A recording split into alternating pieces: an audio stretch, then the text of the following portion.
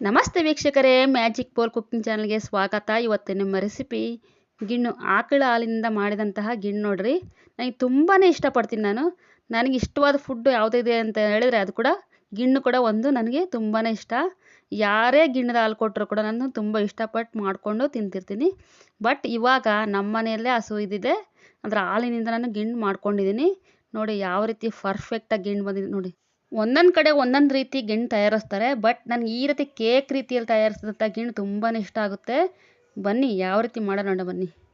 ನಾನು ಮೊದಲನೇ ದಿನ ಕೊಟ್ಟಂಥ ಹಸುವಿನ ಹಾಲು ತೆಗೆದುಕೊಂಡಿದ್ದೀನಿ, ಗಿಣ್ಣದ ಹಾಲನ್ನು.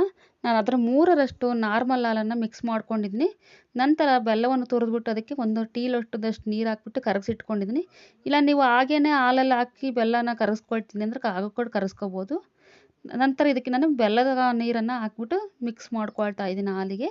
ಮತ್ತು ನೀರು ಜಾಸ್ತಿ ಹಾಕೋಗ್ಬಿಡಿ, 1 ಟೀ ಲೋಟದಷ್ಟು ಹಾಕಿ ನಾನು ಸ್ವಲ್ಪ ಬಿಸಿ ಮಾಡಿಕೊಂಡು ಕರಗಿಸ್ಕೊಂಡ ನಂತರ ಕೆಳಗಿಳಿಸಿ ನಾನು ಮಿಕ್ಸ್ ಮಾಡ್ಕೊಳ್ತಾ ಇದ್ದೀನಿ. ತಣ್ಣಗಾದ ನಂತರ ನೀವು ಡೈರೆಕ್ಟಾಗಿ ಮಿಕ್ಸ್ ಮಾಡ್ಕೊಂಡಿರ್ತೀನಿ ಅಂದರೆ ಹಾಗೆಯೇ ಬೆಲ್ಲ ಹಾಕ್ಬಿಟ್ಟು ಮಿಕ್ಸ್ ಮಾಡ್ಕೋಬೋದು. ನಂತರ ಬೆಲ್ಲದಲ್ಲಿ ಮಣ್ಣು ಮತ್ತು ಕಲ್ಲಿರುತ್ತೆ, ಹಾಗಾಗಿ ನಾನು ಸೋಸ್ಕೊಳ್ತಾ ಇದ್ದೀನಿ ಹಾಲನ್ನು. ನಾನೀಗ ಸೋಸಿದಂಥ ಹಾಲಿಗೆ ಕಾಳು ಮೆಣಸಿನ ಪುಡಿ ಮತ್ತು ಏಲಕ್ಕಿ ಪೌಡ್ರನ್ನು ಸೇರಿಸ್ಕೊಳ್ತಾ ಇದ್ದೀನಿ, ಮಿಕ್ಸ್ ಮಾಡ್ಕೊಳ್ತಾ ಇದ್ದೀನಿ ಹಾಲಿಗೆ. ನೀವು ಒಣಶುಂಠಿ ಪೌಡ್ರ್ ಇದ್ದರೆ ಕೂಡ ಅದು ಕೂಡ ಸ್ವಲ್ಪ ಹಾಕ್ಕೋಬೋದು.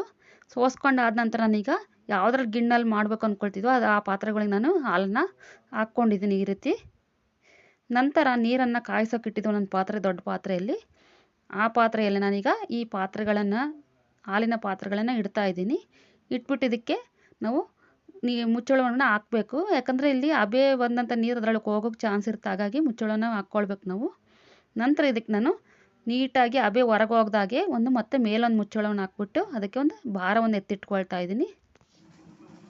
ಈಗ ಪಾತ್ರೆಯಲ್ಲಿ ಕುದೀತಾ ಇದೆ ಗಿಣ್ಣು. ನಮಗೆ ಕುದ್ದಾದ ನಂತರ ನಮಗೆ ಗಿಣ್ಣು ನೀಟಾಗಿ ಉಬ್ಕೊಳ್ಳುತ್ತೆ ಮೇಕೆ.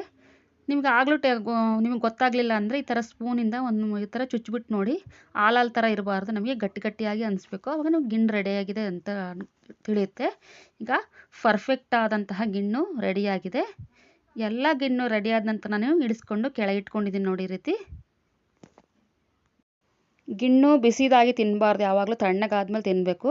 ತಣ್ಣಗಾದ ನಂತರ ನಾನು ಬೌಲನ್ನು ತೆಗೆದುಬಿಟ್ಟು ಒಂದು ಪ್ಲೇಟಿಗೆ ಹಾಕ್ಕೊಂಡಿದ್ದೀನಿ ನೋಡಿ, ಎಷ್ಟು ಪರ್ಫೆಕ್ಟಾಗಿ ಬಂದಿದೆ ಗಿಣ್ಣು. ನನ್ನ ವಿಡಿಯೋನ ಇಷ್ಟ ಆಗಿದ್ದರೆ ದಯವಿಟ್ಟು ಲೈಕ್ ಮಾಡಿ, ಶೇರ್ ಮಾಡಿ, ಸಬ್ಸ್ಕ್ರೈಬ್ ಮಾಡಿ. ಮತ್ತು ಹೊಸ ಹೊಸ ರೆಸಿಪಿಯೊಂದಿಗೆ ಮುಂದಿನ ವಿಡಿಯೋದಲ್ಲಿ ಭೇಟಿಯಾಗೋಣ. Okay, take care, bye bye my dear friends.